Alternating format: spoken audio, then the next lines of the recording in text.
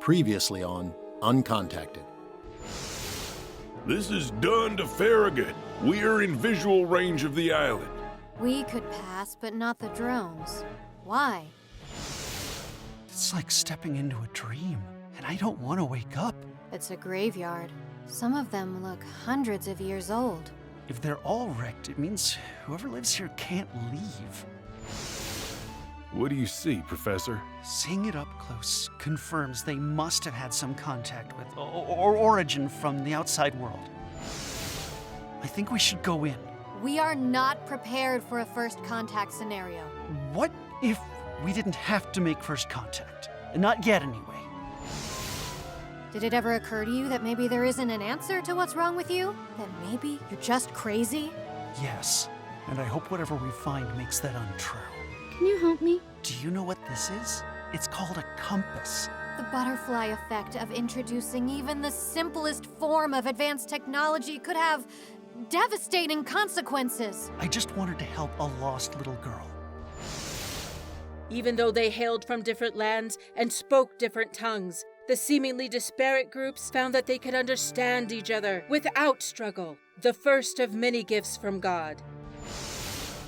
The ceremony of ascension has begun. Who among you is worthy?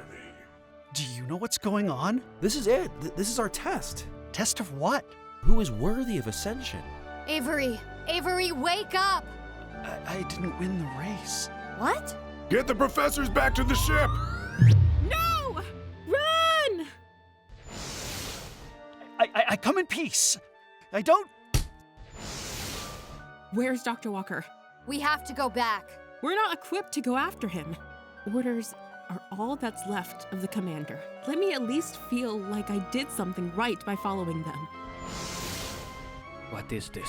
Weapons? Medicine. New ways to cook your food and clean your water. We can do all those things. Your gifts are not welcome. I'm not your enemy. I could have left anytime. I chose to stay. Why?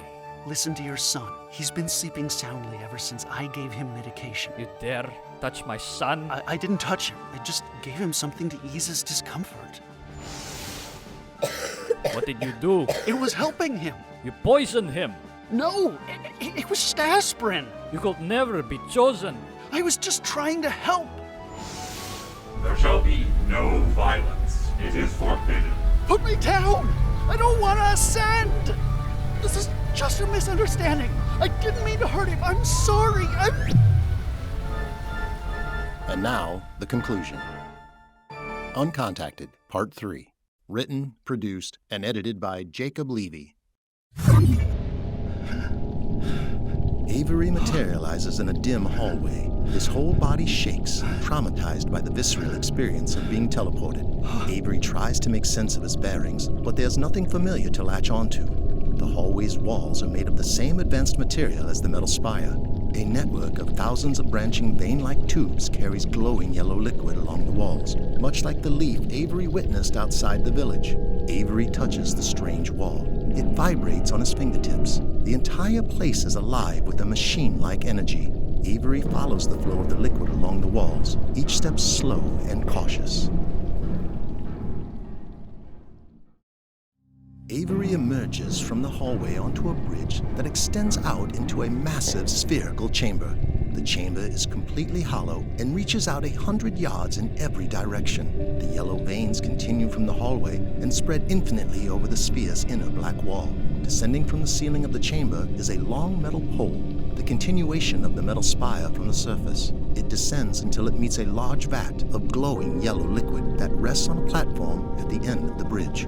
Avery crosses the bridge, careful not to fall. Whoever built this place didn't care to install guardrails. As Avery reaches the central platform, he's immediately struck by the sight of piles of human clothes, a strangely organic contrast to the surrounding brutalist architecture. Avery trips over something. He looks down and sees a scattering of military rifles next to a pile of combat fatigues and gear. He picks up one of the many uniforms and reads Commander Dunn on the breast pocket. The blood quickly drains from Avery's face. It's the remains of the Marines. Setting down the uniform, Avery sees 6 coffin-like pods encased in glass that surround the central energy vat. The pods are in rough condition. Some have toppled over and others have shattered, all except for one that's completely intact. The last surviving pod is filled to the brim with the same yellow liquid as the rest of the room. Avery approaches one of the broken pods, where yellow fluid spurts out of a tube like a severed artery. The base of the pod is corroded and rusted, most likely the source of the pod's structural failure. He follows the trail of liquid on the ground until he sees a rotten pile of flesh. Roughly the size of a basketball, the flesh is a dark gray with hints of pink and looks like organs fused together into a spherical, fleshy mass. Avery backs away, disgusted by the sight. Continuing on, Avery reaches the only surviving pod. Although it's in good condition, its base has also decayed like the broken pod before it. Avery puts his face against the glass, trying to view what, if anything, lies within. After a few moments, the liquid swirls, revealing a living mass of flesh. The creature's whole disgusting body is colored a pale pink. It has no clear appendages or features, save for a few randomly placed orifices and a small but strangely human eye. Frightened, Avery sprints for the bridge, but is stopped by a glowing yellow barrier. Let me go! The veiny walls of the chamber dim and glow to the cadence of an artificial voice. Subject has not accepted termination. Beginning pacification protocol. Avery scans the room, looking for the source of the voice. He lands on the creature in the pod. Who are you? What's going on? Avery, now age 7, looks down at the floor, ashamed. Avery's father looks at the walls of the room and then down at his son, furious. Covering the walls are images of the island scribbled in crayon. Avery, what did you do? I didn't mean it. Get a hold of yourself and clean this up now! Avery, now age 16, sits at a school lunch table. On the table in front of him are images of the island constructed with the contents of his lunch and an assortment of condiments. He's covered in food, looking like a slob. Avery, now age 21, sits in a packed college lecture hall. He vigorously takes notes while listening to a professor at the front of the classroom. Someone taps him on the shoulder. He turns. It's Amanda, also age 21. Can I help you? You're writing really loud. It's distracting. What? The sound of your pen is louder than the professor. I can't hear. Are you serious? Avery is lost in an episode. He draws the island in his notebook. He draws so violently, he rips deep gashes in the paper. You okay? Avery causes a scene, sliding around and bumping into other students. Amanda stands and helps Avery up, guiding him out of the classroom. Avery sits slumped against the wall of the classroom, his head in his hands. Amanda sits next to him. Thank you. That happens sometimes. Was it a seizure or something? Yeah, something like that. I'm Amanda, by the way. He looks at her. He sees the kindness in her eyes for the first time. The small one-bedroom home is a wreck, reminiscent of the state of Avery's home from before his opening lecture. Holes in the walls, paper ripped to shreds, dishes shattered, all in the shape of the island. A brown and white kitten creeps around the room through the refuse, baby Kaya. Avery, age 28, sits on the floor holding his knees to his chest, his eyes red from crying. Amanda cleans up the mess. She looks exhausted as she sweeps a pile of broken glass. I was doing some research. There's a doctor in Sweden who specializes I'm not looking for solutions. Then how are we supposed to fix this? I'm broken. I can't be fixed. You need to think positively about this. The answer's out there, we just have to find it. It's not that simple. Even if it were, I'm not strong enough. You need to try. I can't do this on my own. Are you going to leave me? What? I know you want to. You should be with someone who isn't broken. Amanda tosses the broom aside. How could you even say that? Avery shrugs. You know what? Saying things like that makes me want to leave you. Okay. I'm sorry. I need to be done right now. Amanda leaves the room. Kaya trots over to Avery. Avery's head sinks to the floor. Avery is ripped back to reality, catching himself on one of the broken stasis pods. He glares accusingly at the thing in the pod. Why? Why'd you do that to me? Classification protocol failed. Playback of emotionally charged memories did not calm the subject. Those were the worst moments of my life. Subject has not accepted termination. Nutrient hormone levels below desired threshold. On-prime flesh must suffice. What? Commencing biomatter transfer sequence. The yellow liquid that surrounds the creature glows bright, charging in power. Avery runs to the pod and bangs on the glass. What is this place? Why am I here? Why me? Why'd you do this to me? Why'd you ruin my life? There has to be a reason. Just tell me it meant something. Maximum power achieved. Engaging biomatter transfer. A ghostly aura detaches itself from Avery's body and pulls itself towards the creature in the stasis pod. Avery reels in pain. You're a monster! Noting the pod's frail base, Avery bear hugs the pod, squeezing and pulling at it. I won't let you take me! Avery gives one last twist, heaving with all his strength. The entire pod crashes to the floor on top of Avery.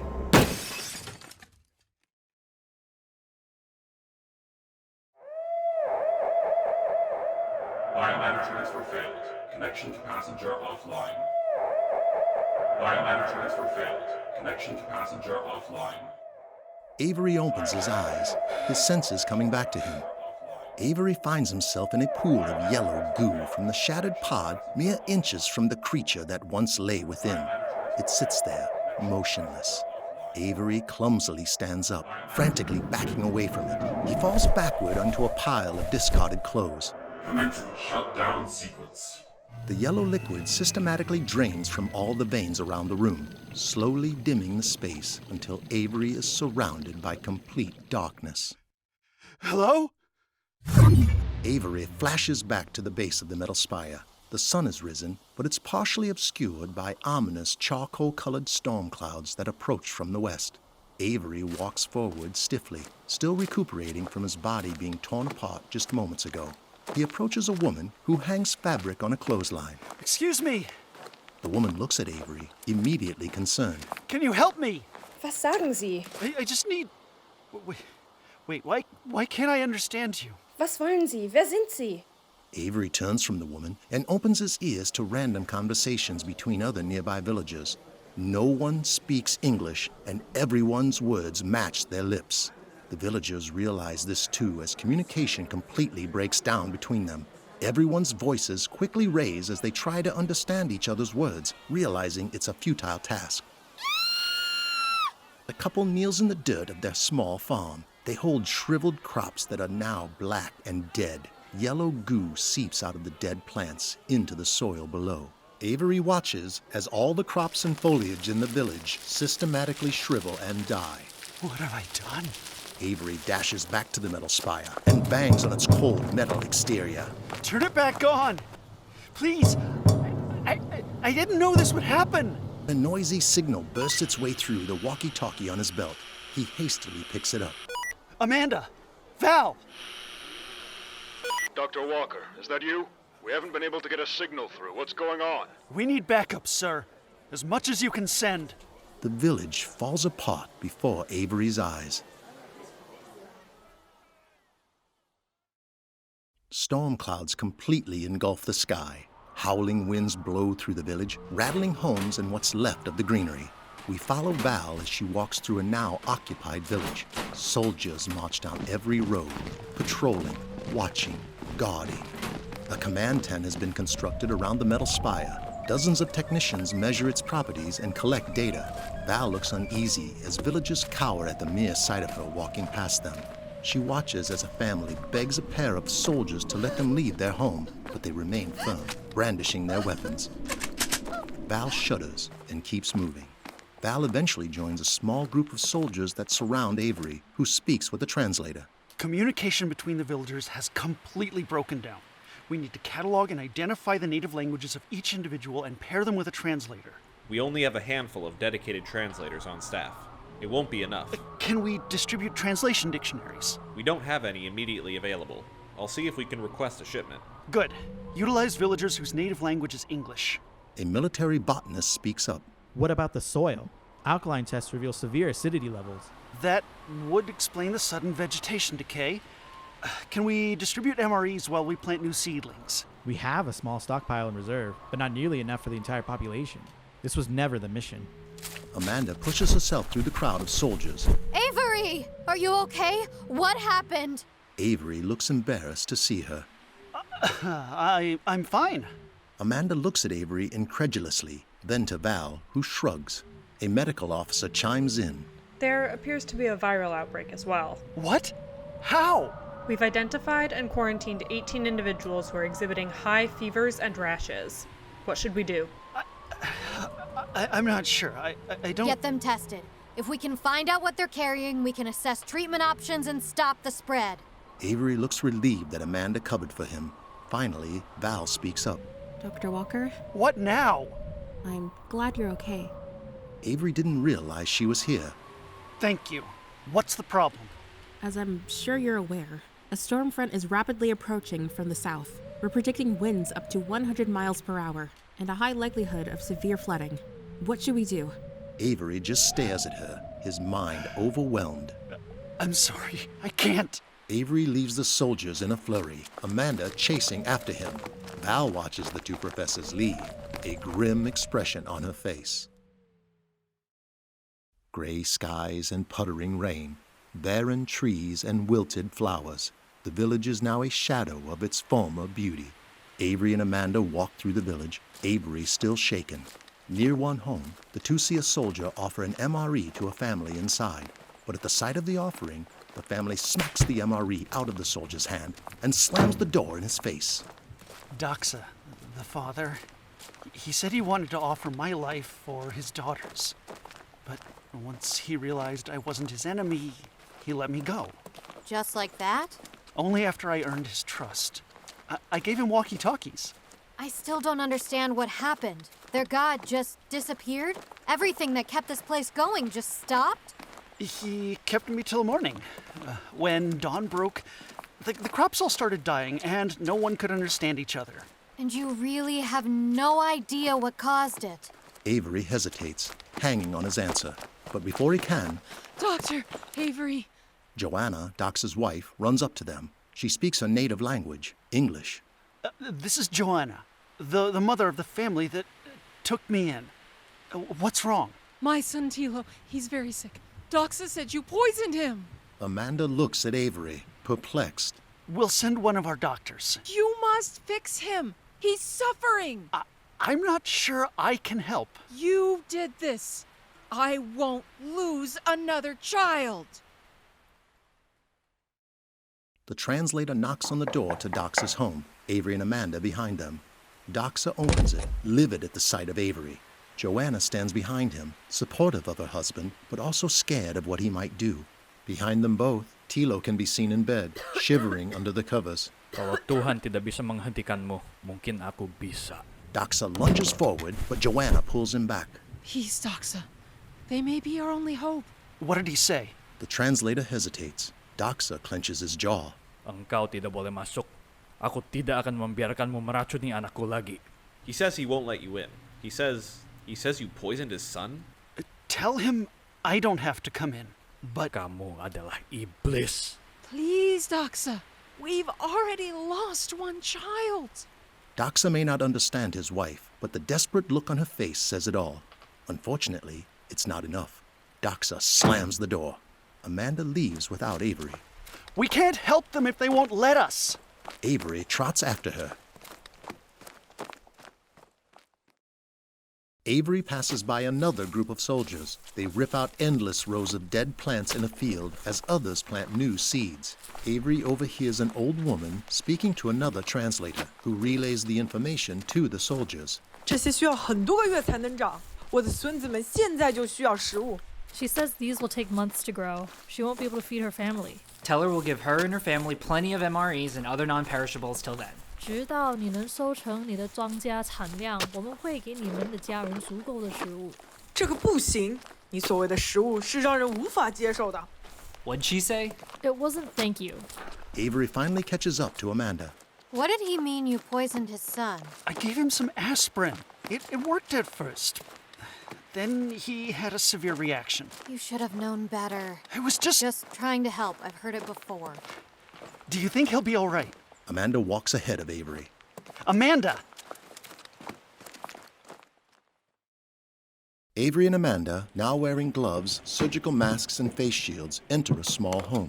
20 villagers, including men, women, and children, lie on the floor. They're wrapped in blankets, shivering and coughing. Checkered red rashes cover their bodies. Amanda, I'm not sure we should be here. Amanda kneels down to a sick man who huddles in a corner. She places her hand against his forehead, confirming a fever. She then removes a canteen from her belt and offers it to the man, who takes a small sip. Have your people been sick like this before? The man just stares at her, not understanding. Was the child sick like this? No. I think he just had the flu or something. This looks much worse. These rashes look like measles. If you're suggesting we spread this to them, they would have shown symptoms much earlier. Unless whatever was protecting this place was also protecting their immune systems. And now that it's gone, they could be susceptible to any disease we might be carrying. Amanda turns back to the sick man. She places a hand on his arm.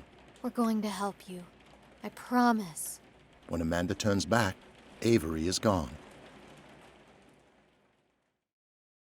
Amanda finds Avery outside, ripping off his PPE. It's bad, but if we can get them treatment, I think they'll be okay.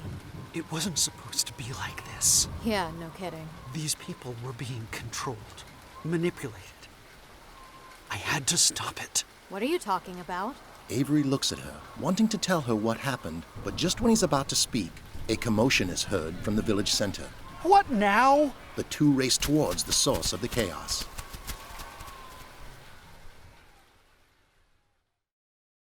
Rainfall turns dirt to slick mud, the beginnings of the storm. Two groups of villagers, roughly 10 on each side, scream at each other. The only thing separating them is a group of 4 soldiers, including Val. The soldiers present rifles to ward off each side. The villagers look like they're at each other's throats, brandishing pitchforks, hoes, and other farming tools. Avery and Amanda rush to the side of both groups. What's going on? They just started coming at each other. We can't translate fast enough. One villager advances, getting too close for comfort for one soldier. Get back! They can't understand you. The villager raises an axe, ready to throw it at the soldier, who raises his rifle in response. Stand down, soldier. Tell him to back off! Do we know what language he's speaking? A pitchfork-wielding villager slips on the mud. The pronged metal tool lunges toward the soldier, scratching his face. In the chaos, Val instinctively fires her rifle. The villager hits the ground, his body limp. Val stands in horror as the two opposing groups charge into each other. Val and the other soldiers caught in the middle. Val doesn't put up a fight, letting her body be thrown around by the commotion. Avery and Amanda try to break up the fight, but all that gets is Avery punched in the face, throwing into the mud. Admiral Baldry holds a pistol to the sky, smoke pluming from the barrel. Detain them. Soldiers surge through the crowd, dragging away the farmers. Val doesn't move. She instead stares at the dead villager, blood pooling in the mud. Did you hear me, Ensign? That's an order. Val snaps out of it. Yes, sir. Sorry, sir. Val assists the other soldiers in crowd control, her face pale. Amanda holds herself, deeply disturbed by the violence. Avery, still on the ground, stares at the body as a handful of villagers somberly pick it up and carry it away.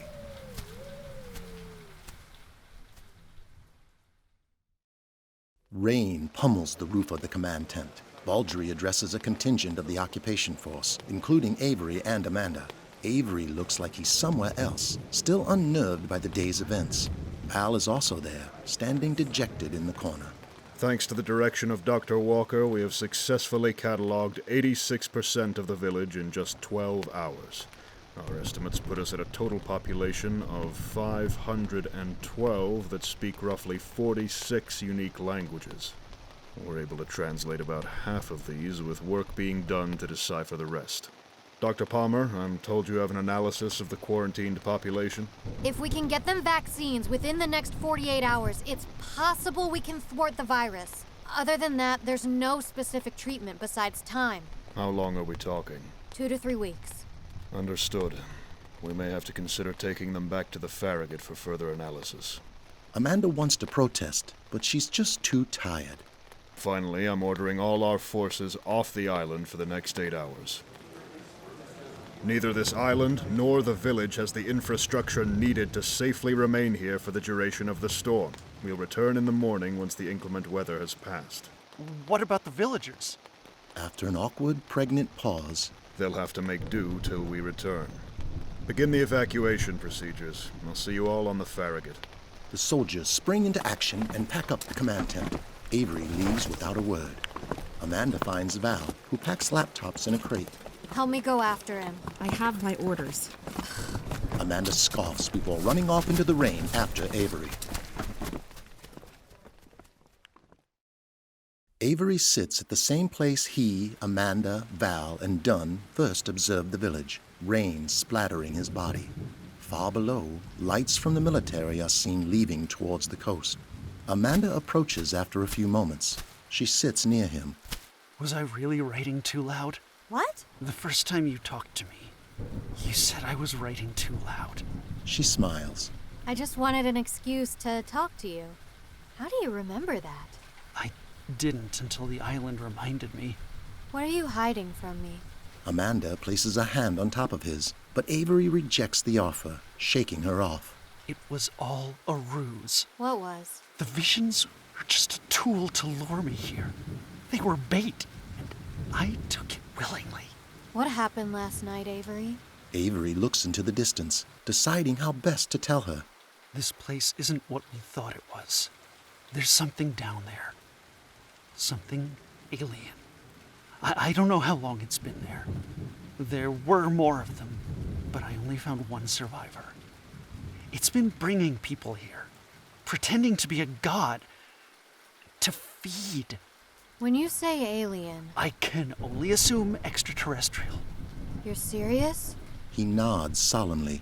Avery, why didn't you say anything? This is incredible! Alien life. It sounds crazy to say, but I guess that's the only thing that makes sense. This is going to change the world. You've made one of the greatest discoveries of our time. It's dead. What? Why? That's how I escaped. I killed it before it took me. How could you? It was the only way to escape. It would have killed me. And once I ended it, all the technology that ran this place shut down. That's why no one can understand each other. Why everything's dying. Why there's never been a severe storm like this before. If you know the root cause, then let's try to fix this. What are we supposed to do? It's too advanced. We're completely out of our depth. I don't know, but we have to try something. It's done. And for good reason. It made these people suffer. It manipulated them, lied to them. So I freed them. Which means they're my responsibility now. That man's death today was on me. It's not your fault. I should have foreseen internal conflict when communication broke down. The behavior is consistent with every study on intertribal dynamics. Avery. A bilateral approach to catalog the population would have been much more effective than a uniform sweep. If only I had my research notes. If only we had more people, more translators. That's not the point. When we get back to the Farragut, I'm telling Baldry to get reinforcements. A 2-to-1 ratio would be preferred, but I'd settle for 1-to-1. We need more anthropologists, historians, psychologists, linguists. Avery! What? I'm staying here. But the storm. I won't abandon these people. They don't know what's coming. Stay with me. I don't care that this island isn't what you thought it was. I don't care that you killed an alien. Just stay with me. Stay with them. If you really want to help, that's all you need to do. Amanda. Please. We can help in the morning. It's too dangerous to stay. The rain hides the tears in Amanda's eyes. Goodbye, Avery. She leaves him. Avery stands alone.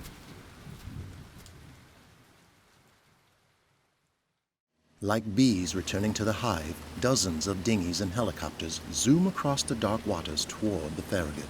On one boat is Avery, who slumps forward, crestfallen. Val sits across from him. She taps his knee and shoots him a questioning look, mouthing Amanda. But Avery just turns away. He instead looks behind them where the storm ravages the island, mighty lightning striking repeatedly. Avery jumps out of the boat, straight into the water.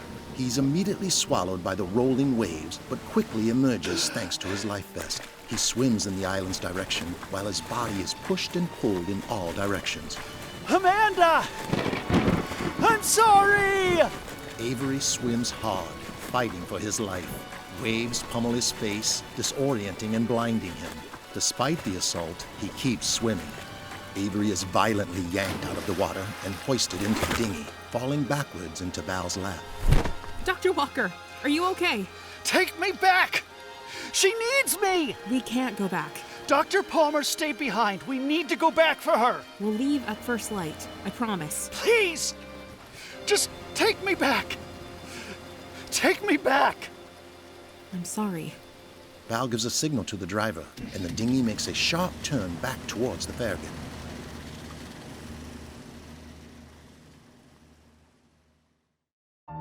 The thick metal door to the closet-sized quarters swings open.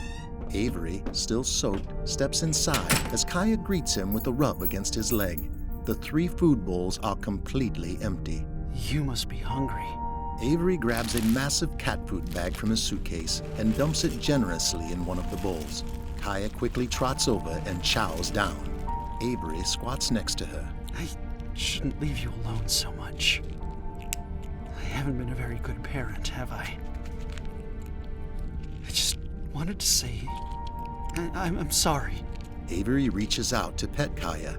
At the exact moment of physical contact, Avery is back in one of his visions, back in the paradise he's visited so many times before. Except this time, he's aware of his presence. This shouldn't be possible.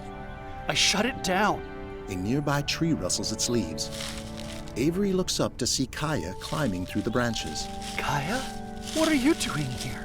Kaya hops down through the tree until she reaches the ground.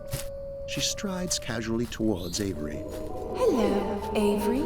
Kaya? Who is Kaya? You're Kaya. My cat? I am the sentient that inhabits the vessel. I chose a form from your subconscious with high emotional significance. You're the alien. You are the alien.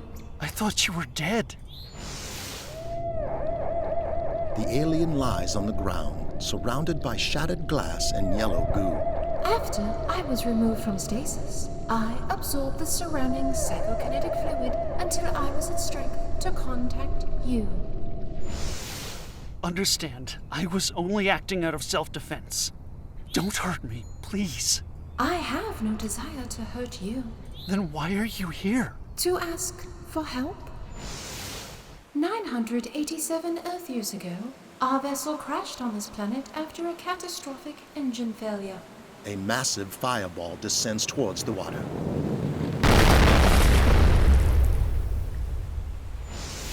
Two intact pods are surrounded by 4 broken pods and 4 dead alien bodies in the cavernous chamber. Only 2 of us survived, and for 987 years, we were placed in hibernation by our ship's construct until rescue could arrive.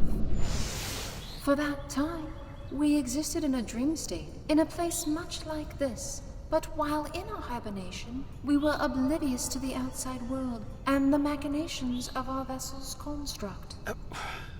When you say construct... An artificial intelligence. Land expands out in all directions from a single point on the ocean's surface. After the land is formed, trees and other foliage sprout upwards. Many years passed, and help failed to arrive. Our construct determined that the only way to sustain my companion, and me, for extended hibernation was to provide our bodies with a constant supply of fresh organic matter from your planet's indigenous population. So it wasn't you who brought people here. It was your computer. Correct. The construct created an artificial habitat above our vessel and attracted members of the indigenous population via telepathic signal. Its random recipients were compelled to this island to serve as organic nourishment. It chose me. I was just a child. The construct made no such distinction. But what about the god these people worship? That was just a computer program too? The construct manifested a faith-based facade grounded in your species' shared concept of a higher power to maintain and control the island's population. We see the base of one of the stasis pods. It's rusted and corroded. But despite the great lengths our construct went to keep us alive, it could not save us from the ravages of time. The base of the pod cracks under pressure and comes crashing down, tossing the creature aside. My companion vanished from our shared dream. For the first time in 987 years, I was alone. Avery now sits closer to Kaya. Upon exit from hibernation, my companion learned what had become of our vessel and the efforts undertaken by our construct to sustain us. In their last moments before death, my companion disabled the cloak that hid this habitat. The same time my episodes got worse. With the cloak permanently disabled, the telepathic call transmitted continually. You were not the only individual to receive it, but the only one to arrive. I never considered there were others out there like me. Why didn't they come? It is impossible to say. Perhaps they tried and failed. Perhaps they were not given the opportunity. That still doesn't explain what started all this. Why did your companion disable the cloak? A final act of selflessness. The cloak was disabled so I could be found, so I would not be alone. Avery looks at Kaya, feeling a strangely human connection. I'm sorry for what I did to you. I was scared, angry. It is I who should apologize for the damage my construct has done to your species. Can you survive like this? Without the connection to my vessel, my body will eventually die. There must be something we can do. How long do you have? This body will survive for 70 to 80 more years. That's an entire human lifetime. For us, it is but a small fraction of our lives.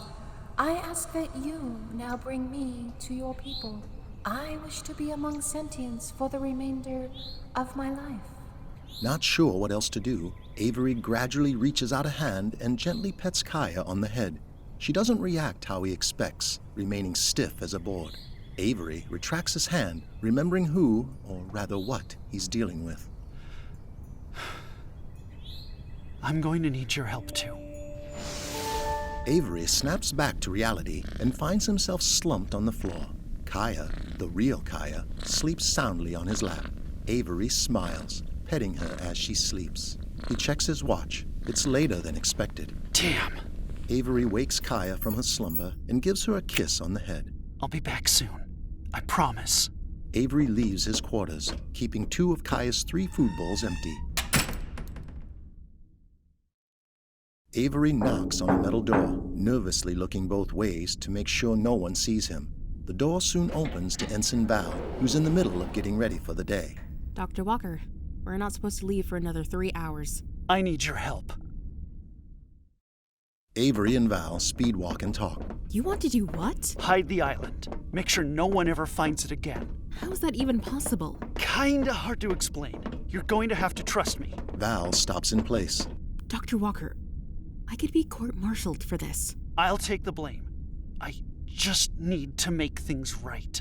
Val considers Avery's plea. You're not the only one. Follow me. Avery nods in acknowledgement as the 2 walk down the corridor with renewed confidence. The 2 stride across the deck, the sun just peeking over the horizon. All our seacraft are being used for the occupation. We don't have many options. What do we do? Val stops at the edge of the deck and looks up at a large orange lifeboat that hangs off the side of the ship. It's modern in design, completely enclosed to withstand rough seas. Val, already aboard, extends a hand to help Avery the rest of the way up. Val then crouches down to work on opening the top hatch of the boat. Avery keeps watch until he locks eyes with a passing officer. Stop right there! Val opens the hatch and climbs inside as the officer sprints towards them. Dr. Walker! Avery looks down at Val, then back at the approaching officer. Freeze! Get off the boat! The officer pulls his gun on Avery as he sprints forward. Come on! Avery looks down, then back at the officer, then jumps straight down the hole. Avery crashes to the hard metal floor of the lifeboat. Dr. Walker! Ouch! Val helps Avery up. They peer out a window where a dozen officers now surround the boat. Climb aboard! Get them out of there! Val scrambles towards the controls as officers climb the side of the boat. Brace yourself! Avery hugs a support beam as Val pulls down on a massive lever. The boat goes into free fall. The two float for a fraction of a second, the side of the Farragut racing past them. The two hit the floor as the boat rocks violently from side to side. This time it's Avery who helps Val up, and the two rise to see the open ocean before them. Let's go! Val pushes the throttle forward as the lifeboat picks up speed, racing towards the island. The officer approaches Admiral Baldry, who sits in the center command chair. Sir, Dr. Walker is gone. Pardon? He stole one of our lifeboats with the help of an ensign. What is their course? The island, sir. All hands, prepare for immediate departure to the island.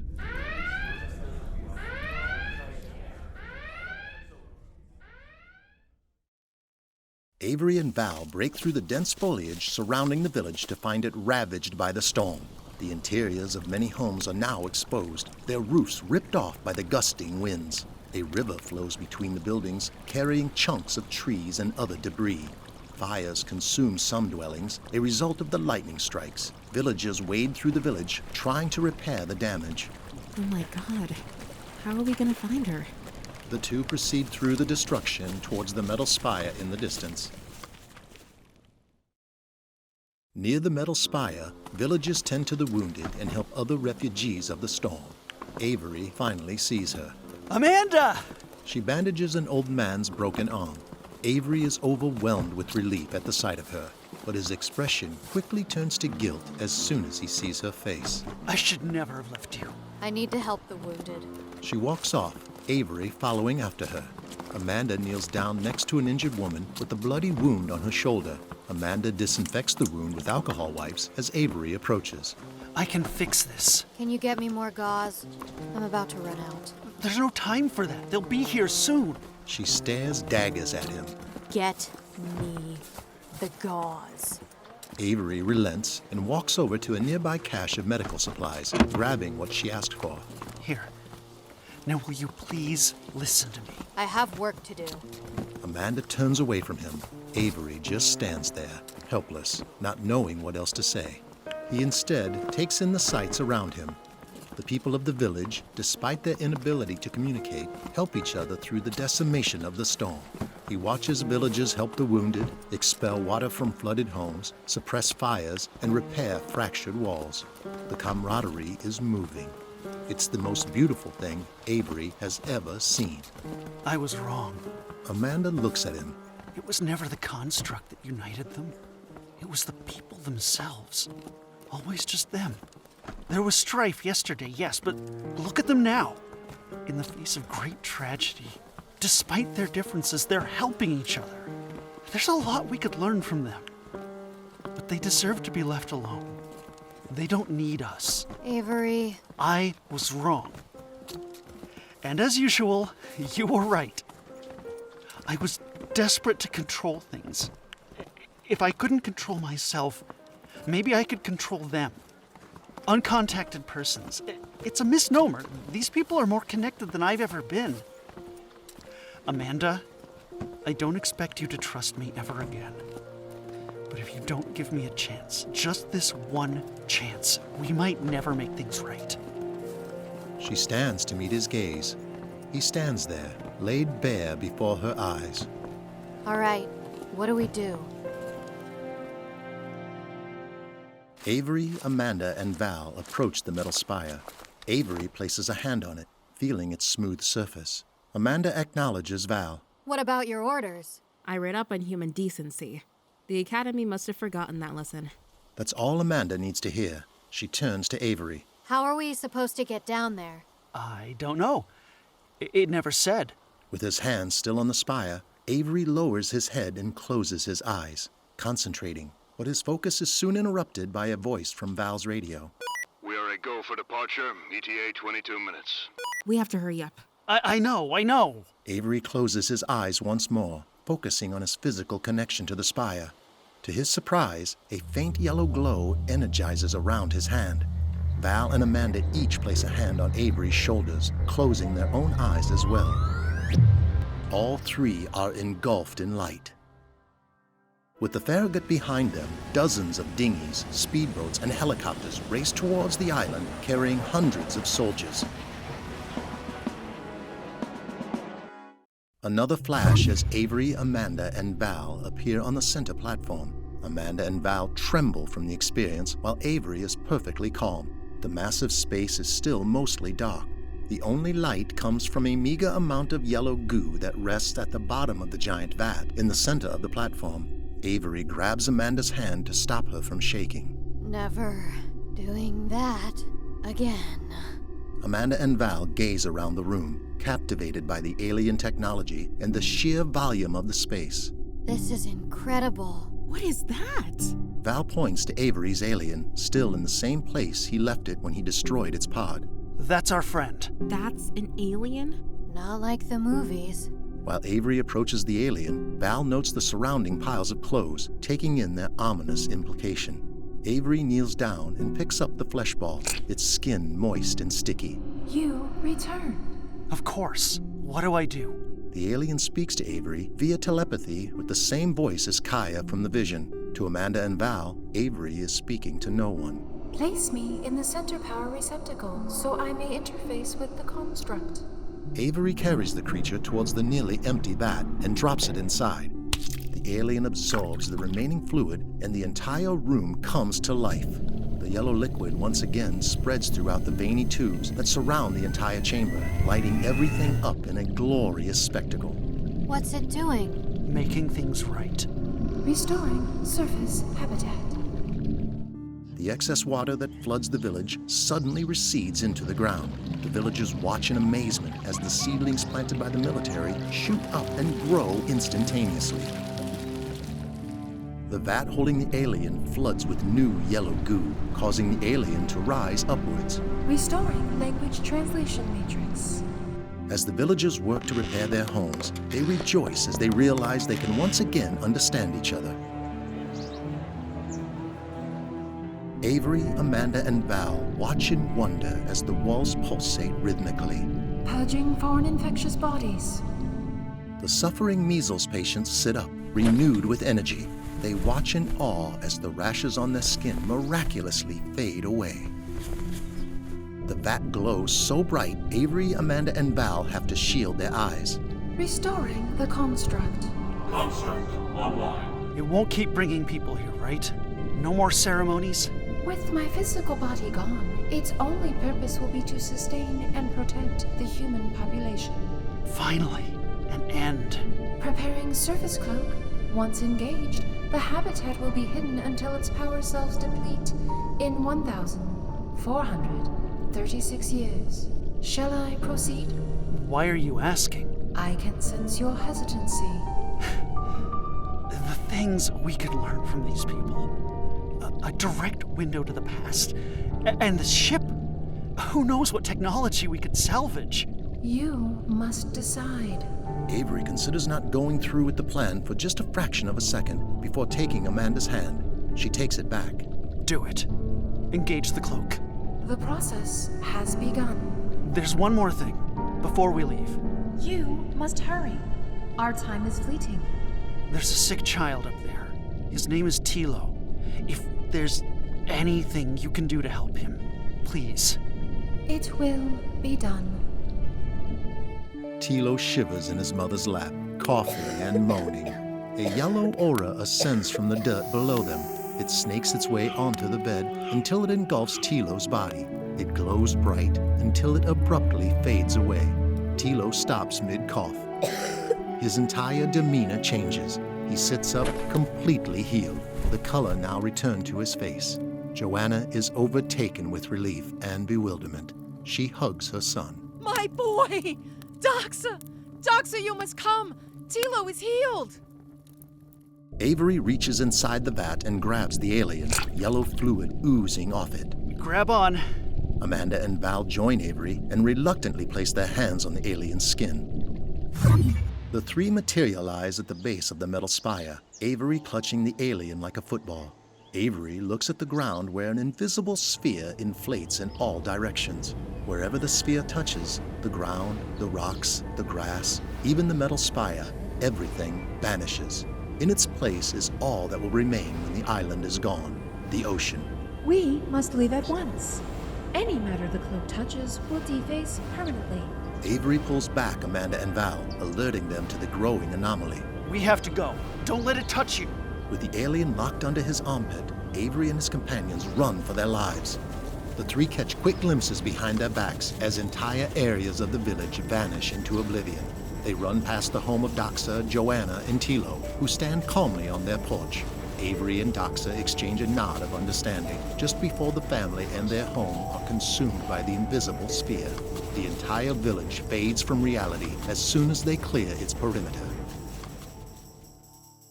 Avery, Amanda, and Val careen through the dense forest, dodging trees and jumping over rocks. Just a few feet behind them, the dense foliage systematically dissolves. Is it getting faster? I don't know. Just keep going. Amanda trips on a thick tree root and face plants on the ground. On instinct, Avery tosses the alien to Val up ahead, who catches it awkwardly. Avery rushes to Amanda's side and helps her up just before her shoe is caught in the spear. Come on! The three burst through the tree line onto the beach. They are instantly hit with the horrifying image of the entire naval force heading right towards them. They sprint towards the lifeboat parked on the beach and help each other climb aboard. Behind them, the tops of the tallest trees can be seen disappearing into thin air. Now aboard, Val pulls down on the throttle, sending the boat into hard reverse, but they aren't moving. The boat is stuck on the sand. We need to go! I'm trying! The engine screams in agony, trying to find water. They watch through the front windows as the entire tree line fades away, and soon with it, the sand on the beach. Go!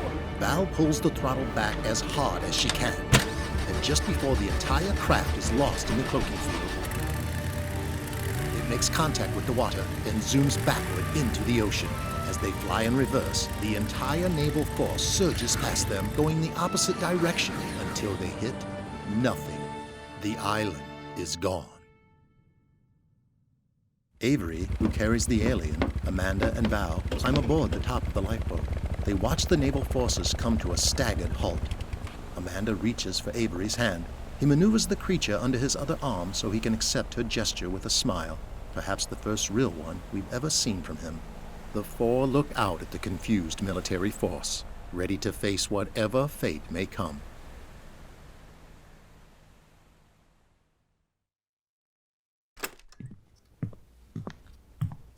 Avery steps into his disheveled home, Kaya's carrier clutched in one hand. He sets down the carrier and undoes the latch, letting Kaya free. She scurries into the house, weaving through the clutter. Avery's home is in the same state he left it, walls and furniture ruined beyond repair. Avery sees a landline receiver on the floor, its plug still connected to the outlet on the kitchen counter above. A red light blinks repeatedly. Avery presses a button on the receiver.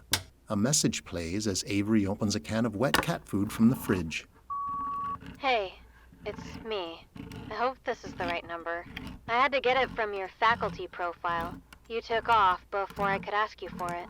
Kaya, come here, girl. Kaya trots over to the wet food. She sniffs it cautiously before gorging herself. Avery strokes her back as she eats. Anyways, I'm sure you're gonna be busy on the ET project, but I'm spinning up a proposal on the Gildana people. We finally got a working translation of their language. This will open a host of new research opportunities. I was wondering if you'd be interested in co-authoring. I asked Val if she'd be my research assistant now that she's out of a job. Not that she has any experience, but I wanted to help her out. Still waiting on a response. Anyways, let me know. I'd love to have your perspective. The message ends. Avery stands, leaving Kaya to her meal.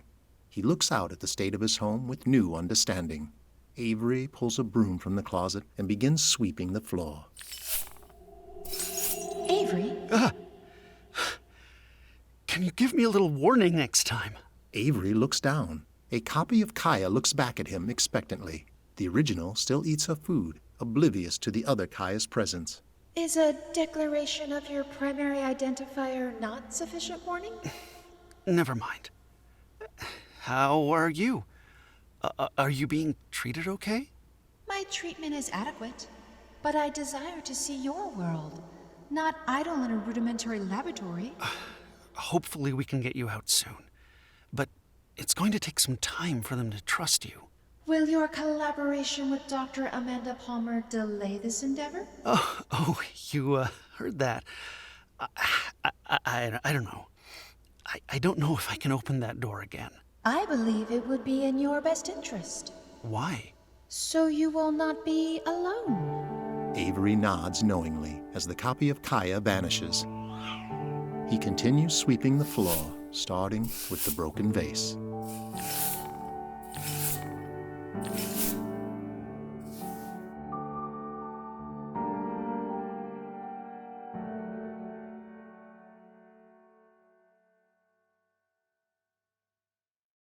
Life on the island has returned to normal. Villagers work to repair damage from the storm, while farmers tend to their new crops and children run carefree through the streets. The metal crate containing the technology offering sits open in the center of the room, its otherworldly contents strewn all over the home. Joanna tinkers with what appears to be a camping stove. After randomly fiddling with the dials, the small stove ignites with a dark blue flame. Tilo, come look! Tilo is at the other end of the room on his bed. He fiddles with a pair of black fabric patches that make a harsh ripping sound when pulled apart. Velcro. He fastens the two pieces together and then rips them apart over and over again, completely enthralled. Tilo runs to his mother, but not before passing Doxa, who sits in a chair, hyper-focused on his walkie-talkie. Hello? He changes frequencies. Is anyone there? He changes the frequency once more. Can you hear me? Doxa looks at Joanna and Tilo, who now excitedly cook an egg on the stove. This is cargo vessel Barzon. Who is this? Why are you on this channel? Doxa's eyes go wide. Hello? Hello? Are you there? What is your location? Do you read me? Uncontacted, Part 3. Written, produced, and edited by Jacob Levy. Narration by Mike Roberts. Dr. Avery Walker, played by Aaron Corwin. Dr. Amanda Palmer, played by Kelsey Painter. Ensign Valeria Torres, played by Mia Rodriguez. Admiral James Baldry, played by Paul Warren. Doxa, played by Jason Tanujaye. Joanna, played by Kat Loveland. The Construct, played by Garrett Tordo. Avery's father, played by Peter Tordo. Young Avery, played by Dax Parker. The woman speaking German, played by Hannah Eintz.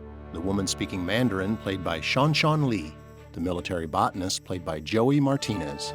The medical officer, played by Julia Tordo. Translator number 1, played by Jacob Levy. Translator number 2, played by Ellen. Soldier number 1, played by Brandon Chan. Soldier number 2, played by Jordan McMahon. Officer number 2, played by Christian Joel Rosas. The radio operator, played by Cullen Dimer. Music and themes by Cristian Cordero Alva. Music by Joey Martinez. Engineering consultation by Joey Martinez. Art by Cristian Joel Rosas. Special thanks to Julia Tordo, Nick Frangione, Madison Goldman, Eric Chernick, Cullen Dimer, Jennifer Jacobs, and Charles Levy. The end.